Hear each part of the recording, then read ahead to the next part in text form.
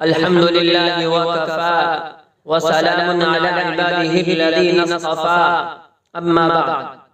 بزرگان محترم اور عزیز میرے دینی بھائیوں، اللہ تعالیٰ کا شکر ہے، اللہ تعالیٰ کا احسان ہے کہ اللہ تعالیٰ نے ہمیں رمضان المبارک جیسے فضیلت والا مہینہ عطا فرمایا، رمضان المبارک جیسے بابرکت مہینہ عطا فرمایا، اور ہم نے اس مبارک مہینے میں روزے رکھے، تراویح پڑھی، لیکن جیسے ہی شوال کا چاند نظر آتا ہے تو ویسے ہی تراویح ختم، ایسے ہی روزے ختم۔ لیکن میرے بھائیوں، یہ ہماری غلط فہمی ہے، رمضان گزرتے ہی تراویح تو ختم ہو جاتی ہے لیکن روزے ختم نہیں ہوتے۔ ہاں، صرف اتنا فرق ہوتا ہے کہ روزوں کی فرضیت ختم ہو جاتی ہے۔ آپ علیہ السلام نے رمضان کے علاوہ بھی سال بھر میں کچھ دن ایسے ہیں، کچھ ایام ایسے ہیں جس میں روزہ رکھنے کی ترغیب دی ہے، جس میں آپ علیہ السلام روزہ رکھا کرتے تھے۔ اگرچہ فرض نہیں ہے، اگر کوئی شخص رمضان کے علاوہ ایک بھی روزہ نہیں رکھا تو کوئی گناہ نہیں ہے، لیکن اگر روزہ رکھ لے تو ثواب بہت ہے۔ جیسے نفلی نماز کچھ ایسے ہیں جس کا ثواب بہت ہے، ایسے ہی نفلی روزوں کا ثواب ہے۔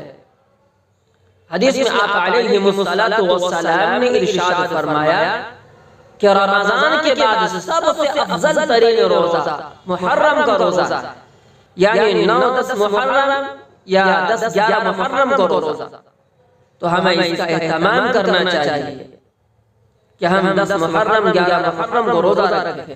میرے بھائیوں، یہ شوال کا مہینہ چل رہا ہے، تو شوال کے مہینے میں بھی اللہ تبارک و تعالی نے ایمان والوں کے لیے 6 روزہ رکھا ہے۔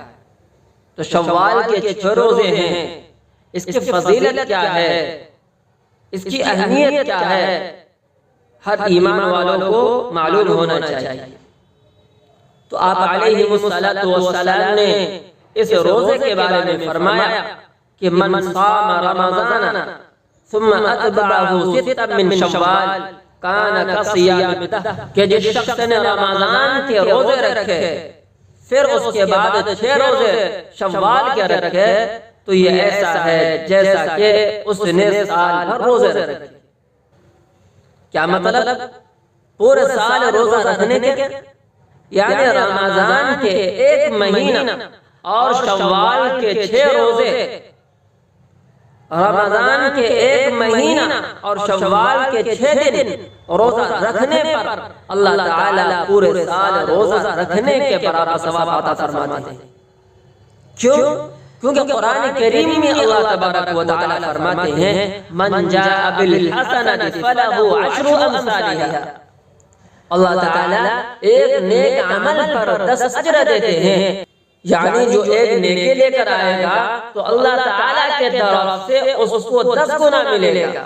میرے بھائیوں، جب شوال کے 6 روزے کو 10 سے ضرب دیں گے تو 60 بنتے ہیں، اور رمضان المبارک کے 30 روزے کو 10 سے ضرب دیں گے 300 بنتے ہیں، تو دونوں کو ملا کر 360 روزے ہو گئے۔ تو اس طرح پورے سال روزہ رکھنے کا ثواب عطا فرمائیں۔ اس لیے ہمیں چاہیے کہ ہم نے رمضان المبارک کے روزے رکھے ہیں، اسی طرح ہم شوال کے 6 روزے رکھیں تاکہ ہمیں پورے سال روزہ رکھنے کا ثواب مل جائے۔ دوسری بات یہ ہے کہ اگر کوئی شخص شوال کے روزے میں قضا روزے کی نیت کرے گا تو قضا روزہ ادا ہوگا یا شوال کا روزہ ادا ہوگا۔ میرے بھائیوں، اگر کوئی شخص شوال کے روزے میں قضا روزے کی نیت کرے گا قضا ہی ادا ہوگا، شوال کا روزہ ادا نہیں ہوگا۔ اگر کسی شخص کے رمضان المبارک میں کچھ روزے کسی عذر کی وجہ سے چھوٹ گیا ہے تو اب وہ شوال کے 6 روزے پہلے رکھے یا قضا روزہ ادا کرے تو میرے بھائیوں اب اس کے اختیار میں ہے، وہ چاہے تو سب سے پہلے وہ رمضان المبارک کے قضا روزہ ادا کرے پھر شوال کے ادا کرے، اگر وہ شوال کے پہلے رکھنا چاہتا ہے تو وہ شوال کے پہلے 6 روزے رکھ سکتا ہے، پھر بعد میں وہ قضا روزہ رکھ سکتا ہے، دونوں طرح وہ کر سکتا ہے۔ لیکن بہتر یہ ہے کہ سب سے پہلے وہ قضا روزہ ادا کرے، پھر وہ شوال کے 6 روزے رکھے۔ جس طرح ہم نے رمضان المبارک کے پورے مہینے روزے میں گزارا ہے، روزہ رکھا ہے، تو اسی طرح ہم شوال کے کم از کم 6 روزے رکھ لیں تاکہ ہمیں پورے سال روزہ رکھنے کا ثواب مل جائے۔ اللہ تعالیٰ سے دعا کرے کہ اللہ تعالیٰ ہمیں عمل کی توفیق عطا فرمائے۔ وآخر دعوانا الحمدللہ رب العالمین۔